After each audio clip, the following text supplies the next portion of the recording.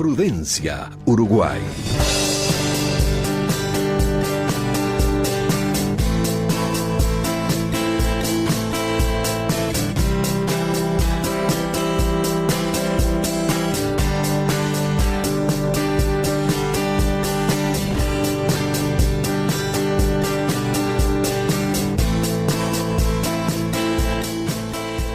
Muy buenos días. Le damos la bienvenida a una nueva entrega de Prudencia Uruguay, arrancando un nuevo mes en este sábado 3 de julio, sábado que amaneció frío, pero cálido en la Ciudad Vieja, con apenas 8 grados en estos momentos. Bueno, tenemos un programa muy interesante por delante, en donde vamos a hablar de varios temas con nuestra entrevistada central del día de hoy. Hoy nos acompaña la doctora Rosario Cuadro. La doctora Cuadro es médica egresada de la Universidad de la República. Durante casi toda su carrera se dedicó a la medicina interna y además posee una maestría en humanización de la asistencia sanitaria que realizó en la Universidad de Barcelona. En el año 2020, cuando la Universidad de la Católica decide abrir la carrera de medicina, es nombrada profesora de alta dedicación. Doctora Cuadro, buenos días y bienvenida al programa. Buenos días. Muchas gracias por la invitación, me siento muy honrada de poder estar con ustedes y compartir reflexiones para todos, creo que relevantes con la audiencia en el día de hoy. Bien, como les decía al inicio del programa, con la doctora Cuadro vamos a abordar varios temas durante esta próxima hora, pero si les parece vamos a comenzar hablando de lo que nos convocaba para hoy, que es esto de la relación médico-paciente. Si hay algo que debemos reconocer en estos últimos años son los grandes avances que ha tenido la medicina, tanto en su faceta técnica como en su faceta científica. Pero sin embargo, estos avances han puesto sobre la mesa cuestionamientos desde el punto de vista bioético sobre el relacionamiento entre el médico y el paciente. Y en momentos donde también la agenda pública ha dejado a entrever la importancia de este vínculo, ¿podríamos afirmar que estamos frente a un cambio de paradigma en lo que tradicionalmente conocimos como ese vínculo entre médico y paciente? Ahí está. Como bien decías, la tecnología es como que nos atropelló y se llevó puesto el vínculo médico-paciente. ¿Sí? Y es un vínculo que ha sufrido y que en cierta forma nos ha movido a los médicos como referentes sociales y referentes importantes, ¿verdad? Para quienes buscan nuestra ayuda. Hay varios modelos que se exponen en lo que es la relación médico-paciente. Están los modelos en los que nos formamos nosotros mismos, más paternalistas, del médico que busca el beneficio del paciente por sobre todo y como un papá o una mamá no tiene muy en cuenta quizás las opiniones o las decisiones del paciente.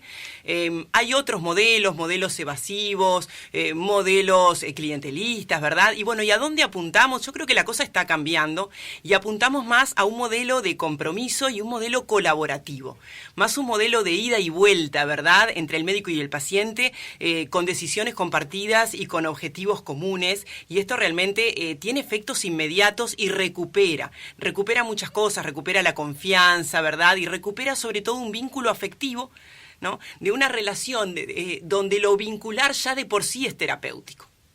Yo creo que cuando nosotros hablamos de relación médico-paciente estamos hablando de un proceso realmente muy complejo y que no depende solamente del médico y del paciente, depende de todo el equipo de salud, depende de la familia de ese paciente, depende de la institución de la que ese paciente es socio. O sea que como verán hay muchas cosas y me parece muy relevante destacar que de ese vínculo pueden salir cosas maravillosas o también pueden generar mucho sufrimiento y mucho dolor. Y no me refiero solo al paciente, pueden repercutir también muy negativamente en el profesional que asiste.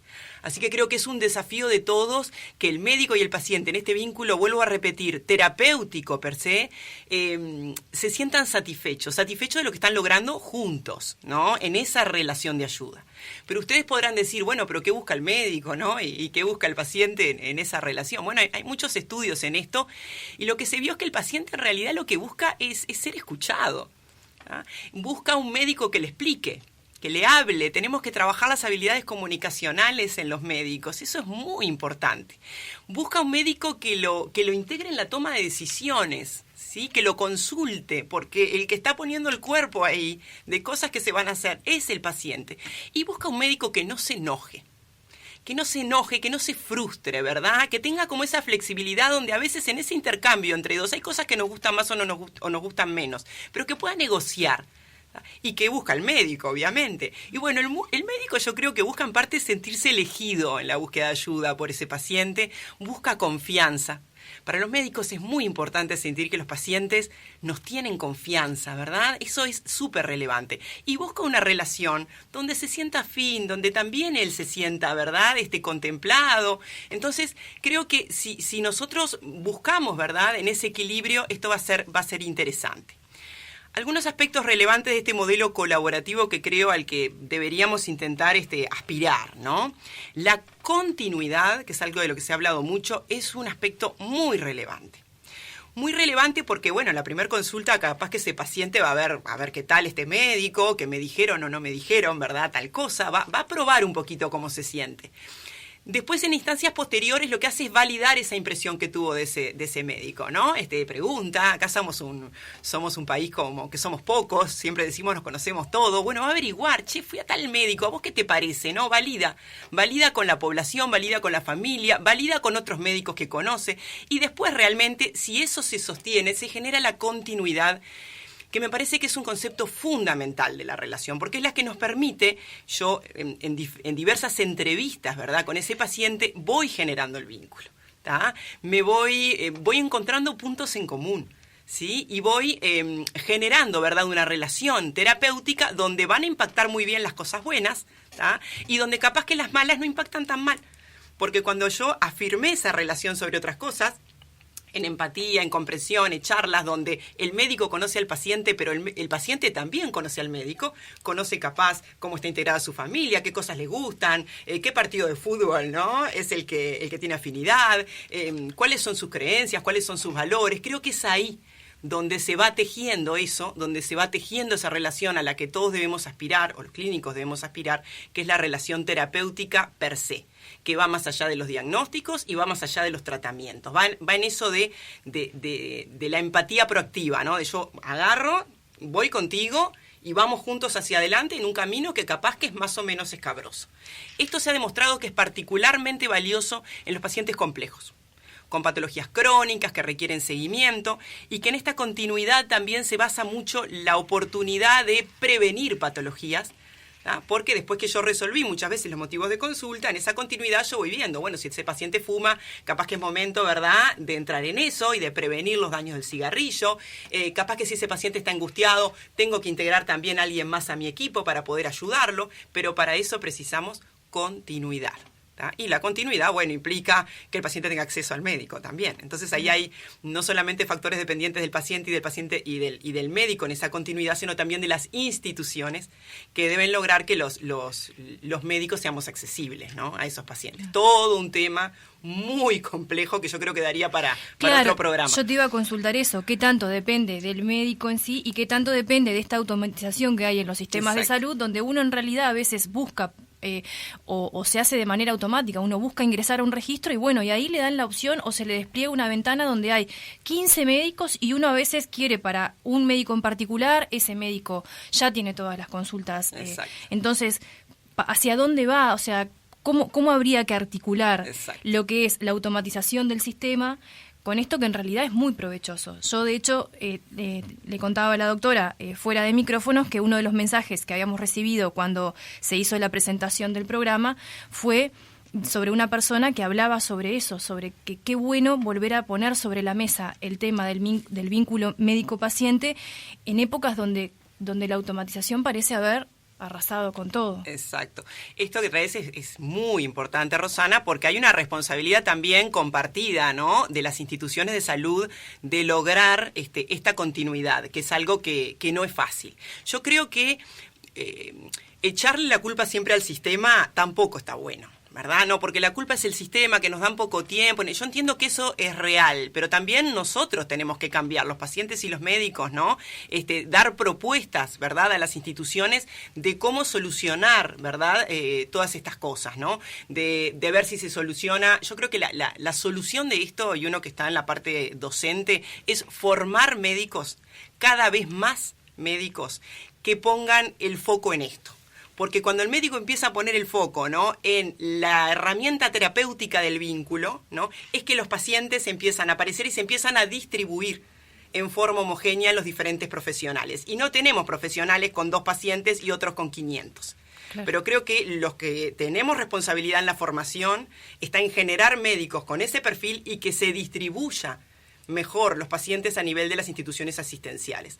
Cada cual podrá trabajar desde donde puede. A uno le toca lo docente más allá de lo directamente asistencial. Pero creo que quizá va más por ahí, porque los médicos tienen una cantidad de horas, digamos, útiles que pueden brindar para asistir. Llega un momento, es que por más que te abran agenda, no hay más horarios. Entonces formemos profesionales con este perfil que inspiren confianza, ¿verdad?, en sus pacientes, que inviten al diálogo, ¿verdad? Formemos relaciones médico-pacientes centradas, ¿verdad?, en la persona.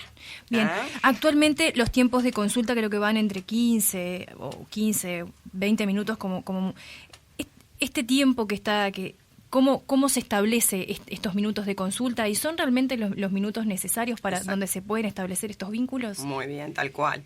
A ver, vos entre los pacientes que asistís, sobre todo cuando los asistís mucho tiempo, tenés pacientes que capaz que consultan por primera vez, donde los tiempos se extienden un poco más, pacientes que los conocés hace mucho tiempo, donde capaz vamos más a repetir un medicamento y a tener una instancia social de saber estoy acá y me sigo controlando. Entonces, yo creo que parte del desafío del médico está en lograr distribuir los tiempos en esa consulta, donde capaz que para algunos pacientes es menos y otros es más, de acuerdo a los requerimientos. Vamos a ir de vuelta a lo que es la asistencia centrada en la persona, ¿no? ¿Qué es la asistencia centrada en la persona? Es una asistencia a la medida de esa persona, porque somos todos distintos y todos precisamos cosas distintas. Capaz que hay pacientes que con 10 minutos de consulta ven satisfechas, ¿verdad?, sus expectativas y resuelven el motivo de consulta, y hay otros que quizás en 1 hora de consulta te quedas corto. Y bueno, creo que es parte del arte del ejercicio lograr, ¿no?, ir distribuyendo en las horas que tenemos nuestros tiempos, ¿no? Asistencia centrada en la persona a la medida del otro, entendiendo qué es lo que precisa el otro. Asistencia holística, ¿tá? No es antibióticos y analgésicos y nada más, porque por algo nos enfermamos, y cuando nos enfermamos hay mucho más seguramente que un dolor, ¿verdad? Entonces ir más allá, buscar cómo anda la parte psicológica, cómo está el ánimo de ese paciente, socialmente cómo está, si está solo, dónde yo voy a poder asentar mis estrategias, espiritualmente si precisa algo en el sentido amplio de la palabra, holístico, ¿verdad? A la medida, holístico, continuo, que ya lo hablamos, atento el médico, prestando atención, ¿verdad?, lo que el paciente me está diciendo, a su lenguaje verbal y no verbal, ¿tá? Compasivo, que la compasión entendida, que se habla tanto de la compasión no es lástima, la compasión es empatía proactiva. Yo miro en tu dirección, capto lo que precisas y vamos juntos para adelante. No sé si nos va a ir bien, pero vamos juntos, ¿tá? Tenemos una conducta proactiva de hacer. Es lo más lindo que tiene la medicina, poder hacer en el servicio del otro, ¿verdad? Entonces creo que esos elementos que te comentaba son un poco los que hacen a ese vínculo médico-paciente centrado en la persona, que es a donde estamos todos tratando de aspirar, ¿no? Bien. Te quería consultar porque también una de las cosas que hemos conversado durante este ciclo es qué pasa con los pacientes que son adultos mayores. Uh-huh. En el sentido de que ellos comienzan a ir a veces acompañados a las consultas, a veces por problemas de desplazamiento. ¿Y qué pasa cuando el médico, en vez de mirar a la persona a la que va a la consulta, empieza como a hablarle a la otra persona y se empiezan a sentir ignorados? O sea, ¿por qué es que pasa eso y cómo hacer para revertir ese problema que se genera? Porque en definitiva la persona se empieza a sentir también como desplazada, porque ya no le están hablando a la persona que es la que tiene quizás la enfermedad, sino que le empiezan a hablar al acompañante, que puede ser un hijo, puede ser una esposa, un esposo. Digo, pero ¿es real y cómo puede impactar eso en el paciente? Tal cual, esto que tú decís, cuando hay una consulta médica, el eje de esa consulta es el paciente. Y esta situación que tú decís pasa mucho en los extremos de la vida, ¿verdad? Pasa mucho con los adultos mayores y pasa mucho también con los adolescentes, ¿no? Que es un grupo que consulta y que muchas veces van acompañados. Entonces, nosotros tenemos que lograr hacer como ese juego, ¿no? A veces de ver que tenemos que generar espacios, ¿no?, para esos dos integrantes. Cuando entran de a dos a la consulta, yo sé que voy a tener motivos de consulta a veces distintos. ¿Ah? Tengo los motivos de consulta del paciente y tengo los motivos de consulta de ese acompañante que ve cosas que capaz que el otro no ve. Y voy a tener que generar instancias, a veces incluso por separado, de invitar ¿verdad?, al acompañante que salga un poquito y que me genere una instancia, ¿verdad?, vincular única con la persona que se elige de la consulta. Eso hay toda una técnica, un aprendizaje, ¿verdad?, que hay que ir desarrollando. Para mí lo más importante es que ese adolescente, ese adulto mayor, ese niño, ¿verdad?, no se sienta desplazado en la consulta, que sienta que tiene su lugar, que sienta que tiene un espacio para poder plantear sus dudas, sus angustias, sus preocupaciones. Y ese familiar que acompaña, que por suerte acompaña, porque el sostén familiar es un elemento hasta pronóstico muy importante, que también tenga su espacio. Porque seguramente va a haber cosas, ¿no?, donde a veces al directamente afectado no le resulta fácil asumir, ¿verdad?, o no le resulta fácil plantear en la consulta. Entonces creo que el juego está en que los dos tienen su espacio y en contemplar, ¿no?, instancias para cada uno de ellos, idealmente y si se puede, por separado. En una consulta que juega a veces donde uno entra, el otro sale, una fase inicial entre los dos, ¿verdad? Es muy interesante lo que se produce, es muy interesante lo que sale, es muy interesante el desafío de lograr ver motivos de consulta que no son los que salen inicialmente. Realmente es fascinante, ¿no?, el tema del vínculo. Bien, doctora, antes de pasar al tema al próximo tema, me gustaría quizás ir a la primera tanda para después ya abordar todo este tema sobre la humanización de la medicina y este camino hacia donde también se dirigen los nuevos tratamientos. Pero si le parece, compartimos la primera tanda y volvemos enseguida. Comunícate con nosotros a través de nuestras redes sociales. Nos encuentras en Twitter e Instagram como @PrudenciaUY y en Facebook Prudencia Uruguay. También podrás encontrar todos nuestros contenidos en el sitio web www.prudenciauy.org.uy. Bien, continuamos en este segundo bloque de Prudencia Uruguay. Antes de pasar al segundo tema, tenemos una pregunta de la audiencia que me gustaría que la doctora responda. Acá preguntan cómo afecta la relación médico-paciente y hacen especial hincapié y me preguntan, ¿falta vocación de formación? En Uruguay es cada vez más frecuente. ¿Falta vocación de formación? Yo creo que la vocación está. La vocación está por cuando uno elige, ¿verdad?, una carrera en este servicio. Yo creo que si no tenés vocación es muy difícil llevar a cabo carreras que son de alta exigencia, largas, con a veces no pocos obstáculos, ¿verdad? Entonces, el tema es qué pasa con esa vocación inicial. Ahí hay muchos estudios de lo que pasa con los estudiantes de medicina y lo que pasa con los médicos y cómo se dañan los médicos en el ejercicio de la profesión. Van a encontrar mucho de lo que es el desgaste profesional y el burnout, que es donde el médico queda tan frustrado con no poder lograr los objetivos, ¿verdad?, terapéuticos, afectivos con el paciente, que termina sintiendo que nada tiene sentido. Entonces, más que no hay vocación, yo creo que a veces se nos muere la vocación. Entonces, ¿cómo hacer para mantener esa vocación viva? Estamos trabajando mucho y con los estudiantes y ya desde el primer año de la carrera en lo que es el autocuidado del profesional de la salud. En entender el autocuidado como una responsabilidad ética del profesional de la salud. Si yo no estoy bien, no puedo ayudar al otro. Y el hablarle a los chicos de burnout, de desgaste profesional, hace que estén atentos no solamente a su persona, sino a su entorno. Y de detectar estos elementos en nuestros compañeros de trabajo y poder, en una charla, ¿verdad?, de compañeros, y ahí podemos hablar del clima, del clima laboral, decirles, che, no te estoy viendo bien.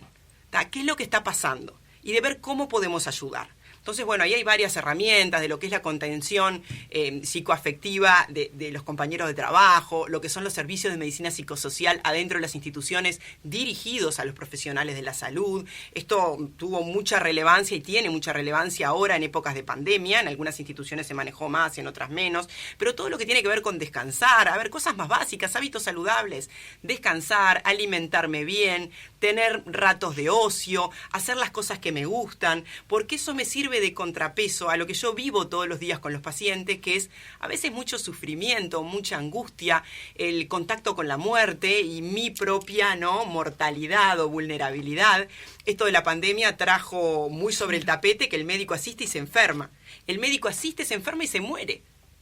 Entonces, imagínense todos estos factores cómo afectan. Entonces, yo creo que más que no haya vocación, es que la vocación se resiente y que la vocación a veces se muere y que tenemos que buscar herramientas, ¿no?, como para que eso se pueda sostener y uno pueda ejercer en una profesión que realmente creo que es maravillosa y de mucho aprendizaje.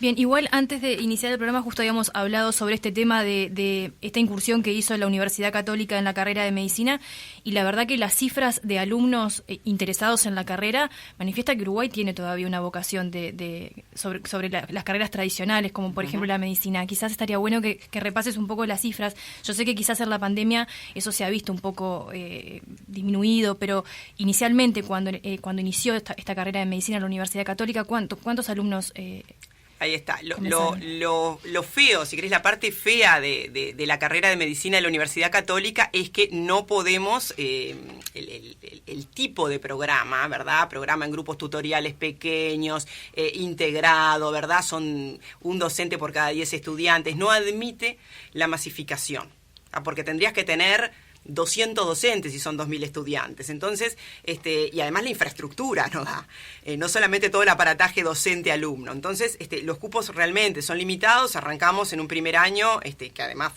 coincidió con la pandemia, con 50 estudiantes. En la segunda generación se decidió abrir un poco más porque la demanda es grande, a 70 estudiantes. Ahora estamos en las primeras instancias promocionales para el año que viene y tuvimos más de 300 inscriptos en las actividades promocionales. Entonces, entendemos que realmente hay una demanda, ¿no?, de los estudiantes para estudiar medicina. Uruguay siempre fue un país, yo creo, con una población con mucha vocación de servicio, y si miramos las cifras de inscriptos para estudiar medicina, son impresionantes, ¿verdad? Hay 2.000 y pico de inscriptos por año, ¿no?, de jóvenes que realmente yo creo, y me gusta pensar, que tienen la vocación de ayudar a otro. Eso me parece maravilloso. Ahora, es difícil realmente dar cabida a toda esa demanda. Creo que la Universidad Católica, el CLAE, ni que hablar la Universidad de la República, donde uno tiene su corazón puesto porque fue donde se formó, son todo opciones con formas de preparar médicos distintas, y bueno, va un poco en el desafío de cada uno ver en cuál de estas opciones calza más, ¿sí? Yo creo que la idea de tener donde elegir siempre es muy bueno, y sí, tenemos ese problema del acceso restringido, que no podemos masificarla porque pierde la esencia la carrera, claro. ¿No? Bien. Doctora, a principios de este año el diputado del Partido Colorado, Gustavo Zubia, presentó un proyecto de ley sobre humanización de los protocolos sanitarios contra el COVID-19. En el proyecto de ley presentado por este diputado, en realidad, si bien tuvo como un fuerte impulso en lo que fue el COVID-19, no solamente abarcaba el COVID-19, sino que todas las enfermedades infectocontagiosas, virales o bacterianas transmisibles por vías aéreas y de contacto. En definitiva, este proyecto, bueno, sigue su camino, pero apunta un poco a esto de flexibilizar los protocolos y cómo ha impactado esto también del tema de la pandemia en estos protocolos y hacia dónde tendría que ir la medicina en este sentido, o sea, en este tema de la humanización. Exacto.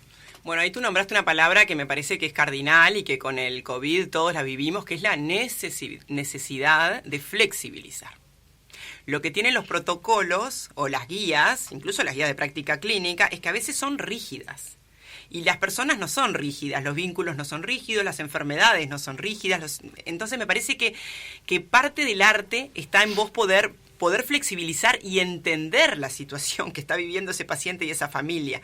Porque cuando un paciente muere solo en una institución asistencial, ese paciente fallece, pero ¿qué pasa?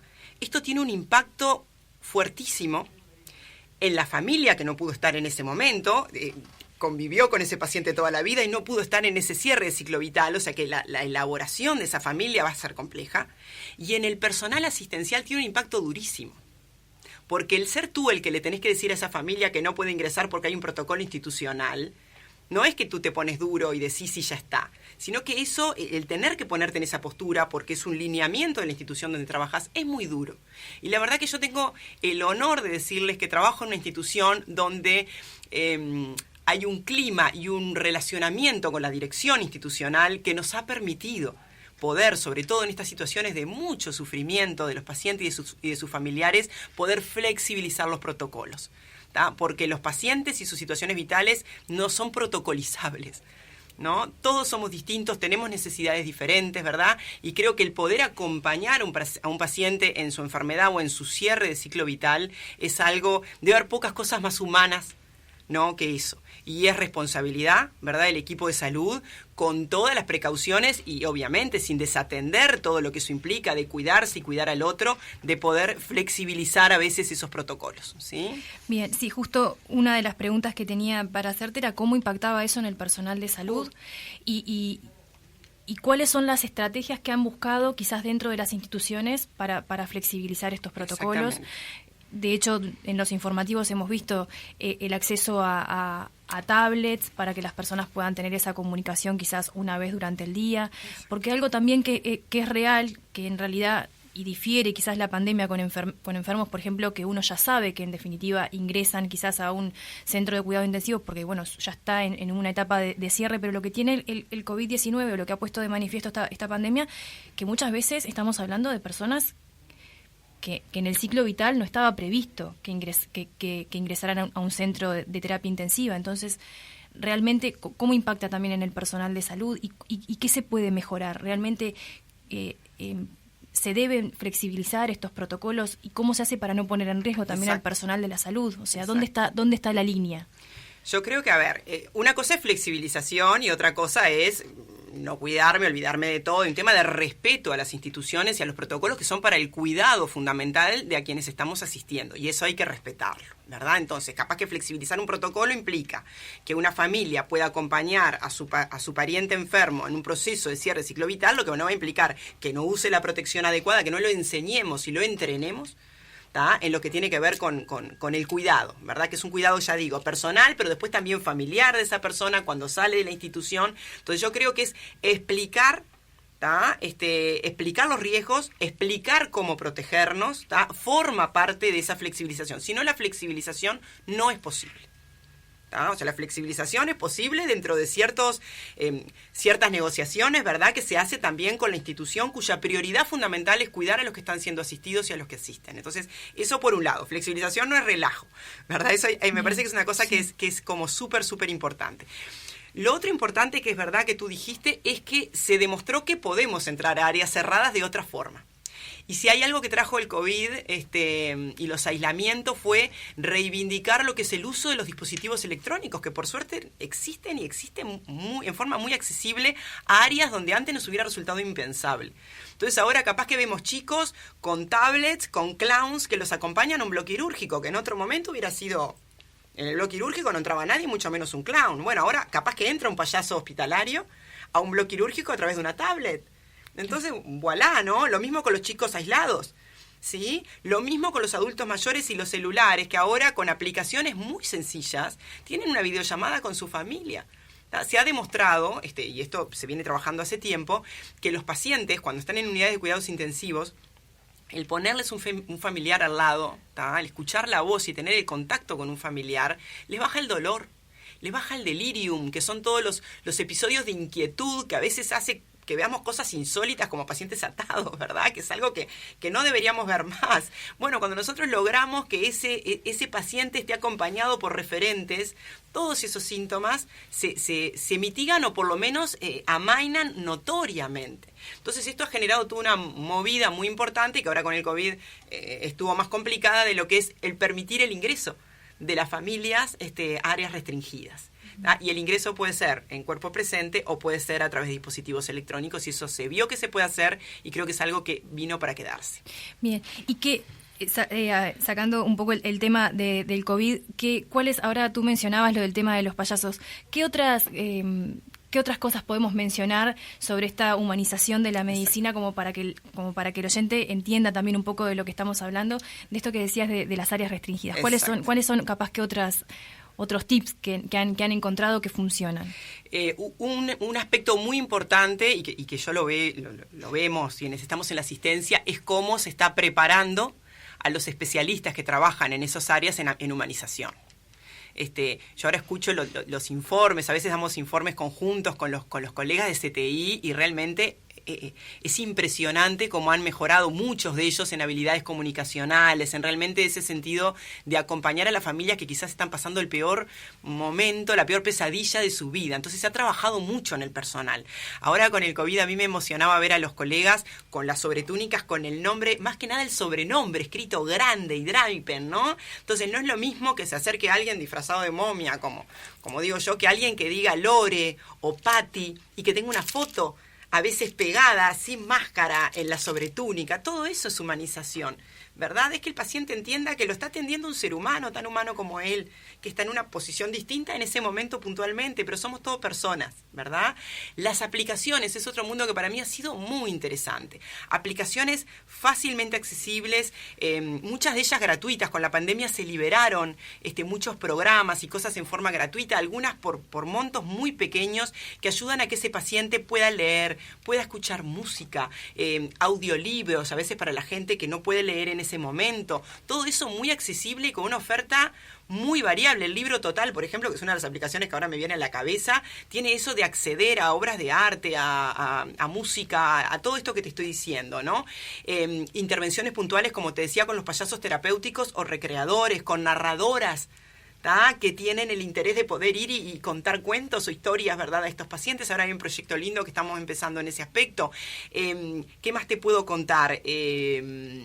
No sé, son infinitas, ¿verdad?, las opciones como para poder interactuar aún con los pacientes en áreas cerradas. Hay que trabajarlas, ¿no? Y hay que entrenar al personal también.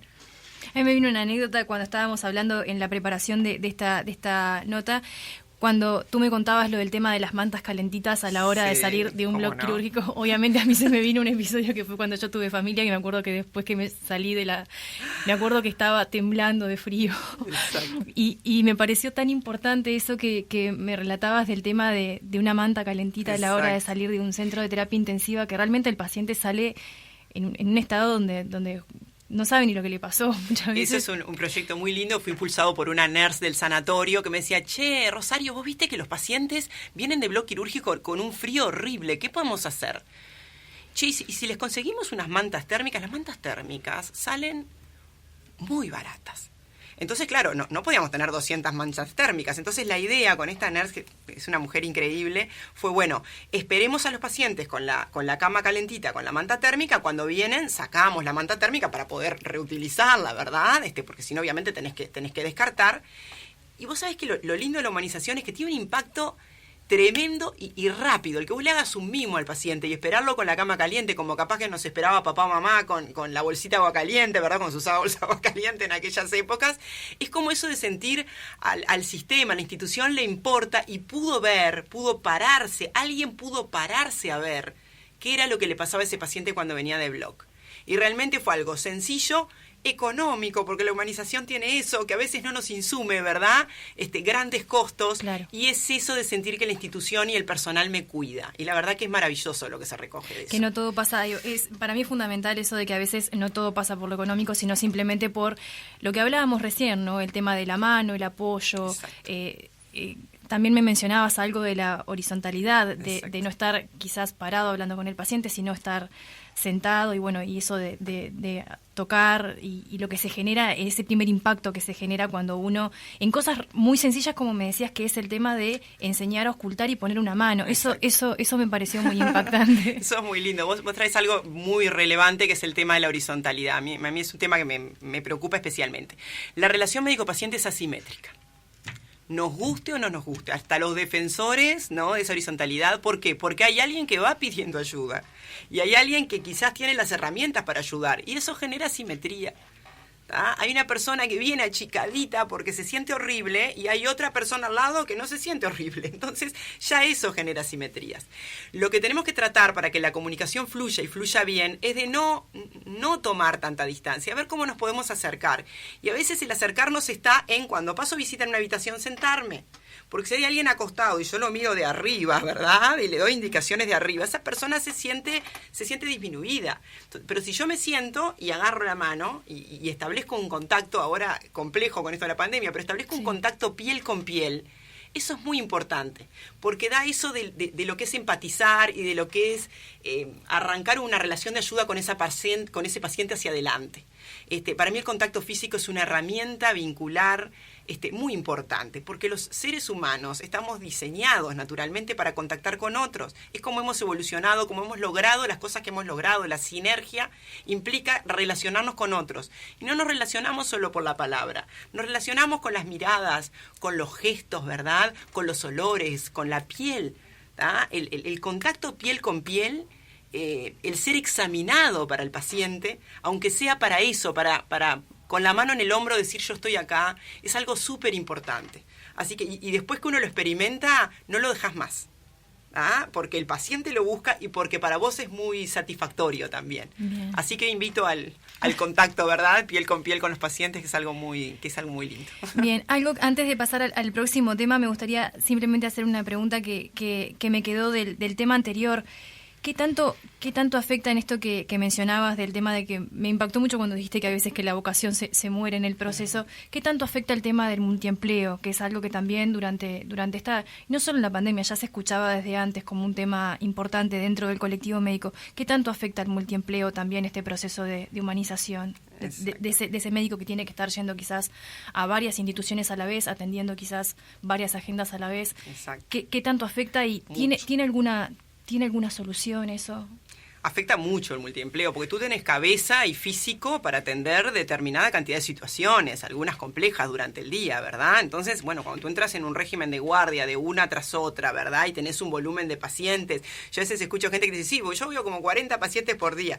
Eso, tú no podés resolver 40 historias, 40 familias, 40 situaciones complejas, porque no te da la cabeza para poder solucionar eso, ¿no? Entonces creo que en eso del autocuidado que hablábamos, Rosana, recién, está en el poder regular. Yo siempre digo, la medicina es una amante peligrosa, ¿verdad? Porque es como que te agarra y te absorbe, y en eso de querer hacer y querer ayudar, ¿no? A veces se te va el físico. Creo que está en eso que hablábamos hoy, de la autorregulación, del autocuidado, del entender que yo puedo tanto, ¿tá? Y no puedo más allá. Y eso implica un autoconocimiento, ¿no? Y sobre todo ser conscientes de la importancia del autocuidado. Muy bien, ahora sí, porque ya prácticamente estamos entrando como en la fase final de este programa, y me gustaría enfocarme en este último tema que habla de algo que también ha sido otra pandemia paralela, que es hablar un poco del tema de la soledad.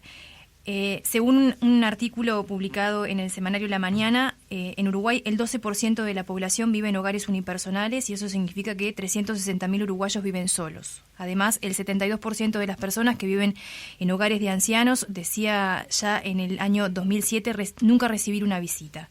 En el año 2015 la soledad fue declarada epidemia por la OMS, y el Foro Económico Mundial consideró la depresión una de las 3 grandes amenazas para la economía global. Esto es sacado, como ya dije, del semanario La Mañana, pero surge a raíz de un estudio que hizo la empresa Alcance, que es una empresa de servicios de acompañante, que fue realizado en el año 2015, pero que de acá surgen datos súper relevantes. Y a raíz de eso te quería consultar, porque en los últimos días también hemos visto una publicidad de esta misma empresa en donde tú fuiste invitada a participar, que se llama Cartas a Soledad, y que también surge de esta investigación que hizo la compañía. ¿De qué se trata esta iniciativa? ¿Y nos cuesta como uruguayos generar empatía hacia las personas que están solas? Yo creo que lo más importante es entender que hay gente que está en esta situación. A veces, si uno no está en esta situación, es difícil realmente poder visualizarlo. La pandemia capaz lo que hizo fue reforzar, ¿no? Como ya venía diciendo la OMS hace muchos años, la soledad es un problema grave. Es un problema grave de salud.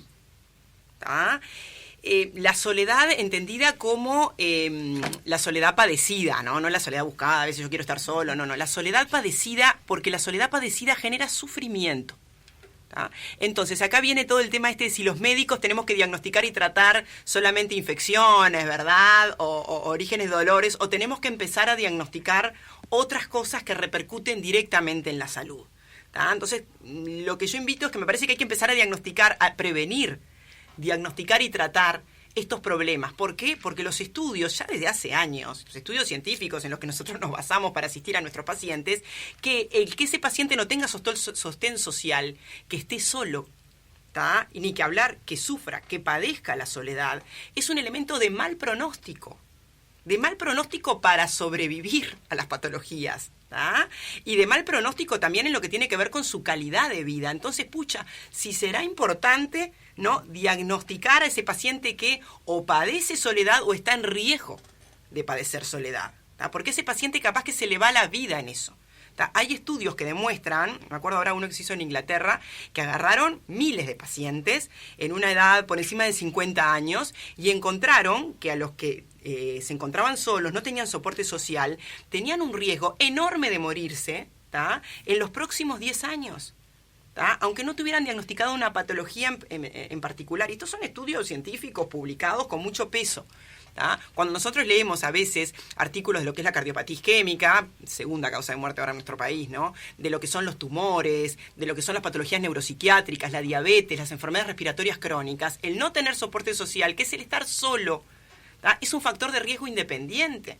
Entonces, si será importante tener en mente esto, si será importante generar estrategias como equipo de salud para acompañar a esos pacientes. A mí me pareció realmente, cuando me planteó Alcance la idea de formar este equipo multidisciplinario para hablar un poquito, ¿no?, con un psicólogo, con filósofos, ¿verdad?, sobre este tema, me pareció muy interesante primero la posibilidad de intercambiar con colegas que ven este tema con una óptica distinta.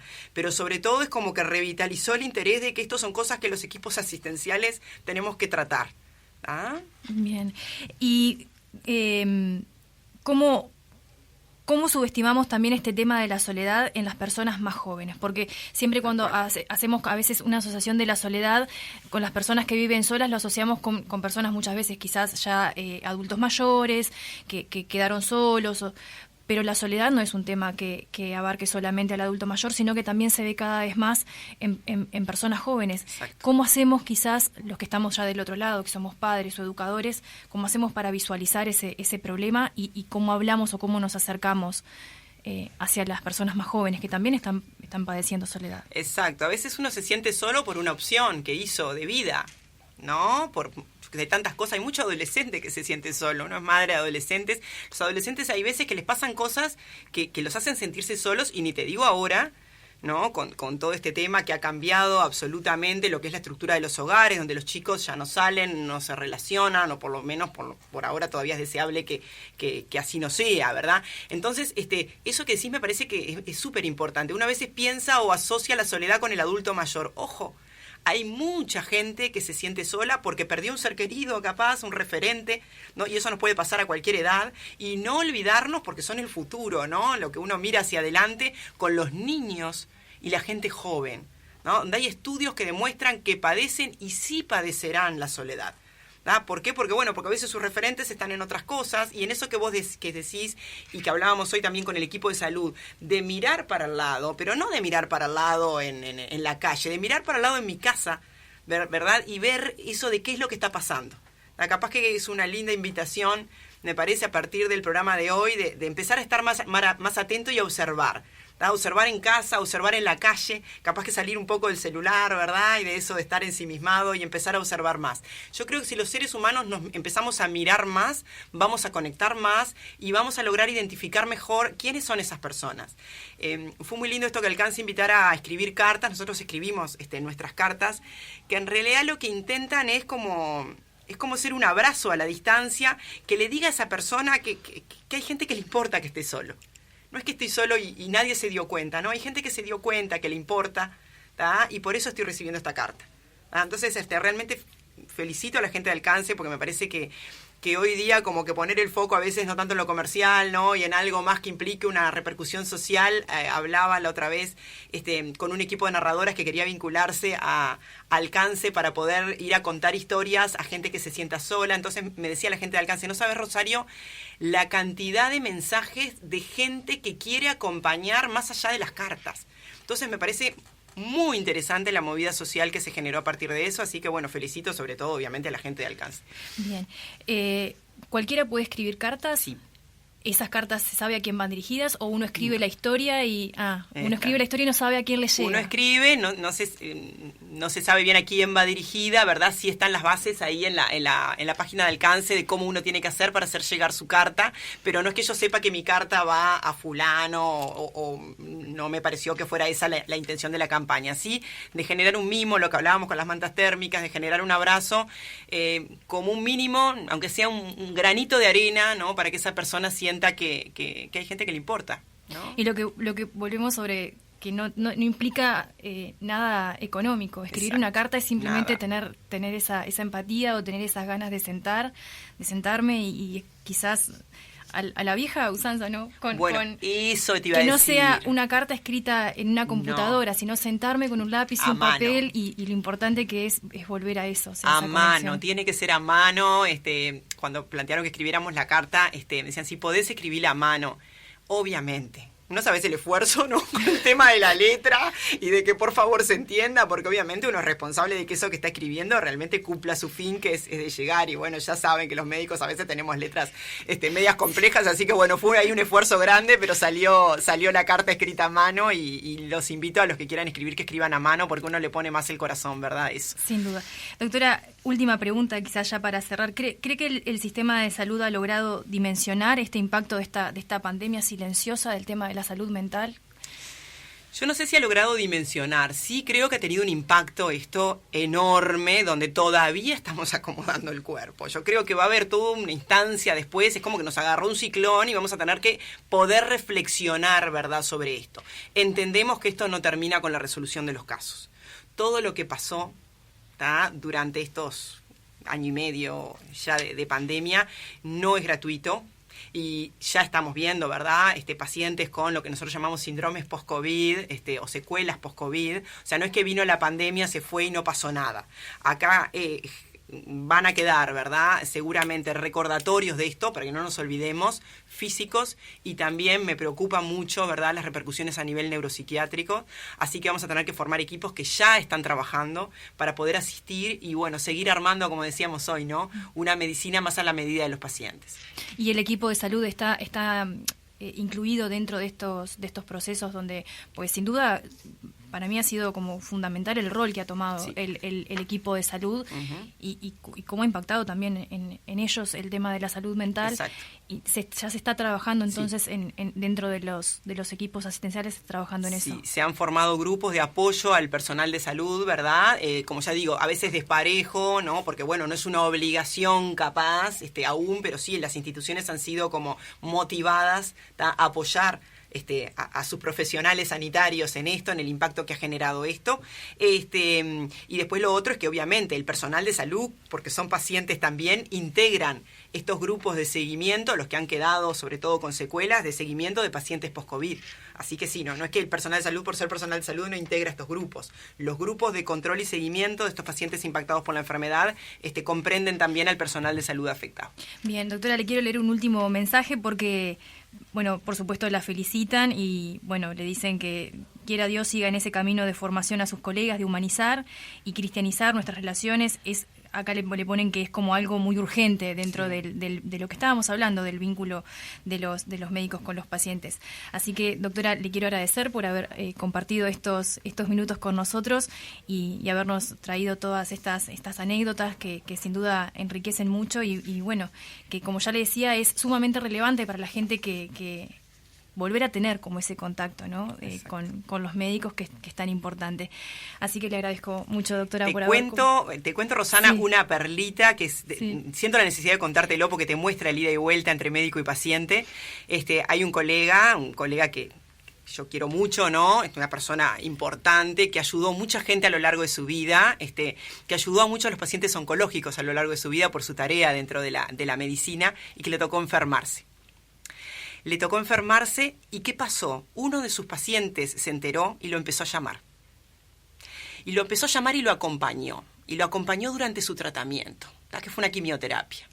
Y a mí me pareció realmente maravilloso. Maravilloso que ese colega rudo, ¿no? Como que realmente en esa postura de salvar el mundo y que había ayudado a tanta gente, tuviera la oportunidad de probar de su propia medicina, ¿verdad? Con un paciente que él mismo había asistido. Tenemos que dejar que estas cosas pasen. Porque cuando se da esa ida y vuelta, que para mí es lo más lindo que tiene vincularse con otro, todo fluye mucho mejor y todos nos quedamos más conformes y más satisfechos con lo que pasa. Así que me parecía interesante eso como ejemplo vivo, porque es real, ¿no? De lo que pasa cuando uno como médico abre la puerta a conectar mejor con el paciente. Gracias a ustedes por la confianza y por haberme invitado, la verdad que... Muchísimas gracias. Hermosa esta anécdota para cerrar el programa. Nosotros nos reencontramos el próximo sábado. Muchas gracias a José Cabrera por la puesta en el aire en el día de hoy. Nos reencontramos el próximo sábado aquí por Oriental. Chau, chau.